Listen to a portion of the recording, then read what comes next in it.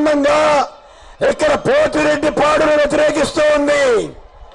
TRS party యొక్క బలంతో చంద్రబాబు నాయుడు గారు అధికారంలోకి వస్తే పోతిరెడ్డిపాడు ఉండదు, పోతిరెడ్డిపాడు మూసివేయబడుతుంది.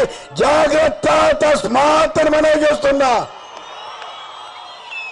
పొరపాటులో గ్రహపాటులో చంద్రబాబు నాయుడు మళ్ళీ అధికారంలోకి వస్తే పులిచింతలు కట్టబడదు, పోలవరం కట్టబడదు, గోదావరి నీళ్లు కృష్ణలోకి రావు, కృష్ణ నీళ్లు శ్రీశైలం నుంచి రాయలసీమకు రావడం కూడా ఆగిపోతుంది. తస్మాత్ జాగ్రత్త అని మనవి చేస్తున్నా. ఇంతేకాదు, మీరు ఏ ఒక్కరైనా హైదరాబాద్ లో వ్యాపారం చేయాలన్నా, ఓ ప్రైవేట్ కాలేజీ పెట్టుకోవాలన్నా, మరొకటి చేయాలన్నా చంద్రశేఖరరావు, టిఆర్ఎస్ చంద్రశేఖరరావు చెప్తున్నాడు అవన్నీ మూసేపిస్తానంటున్నాడు.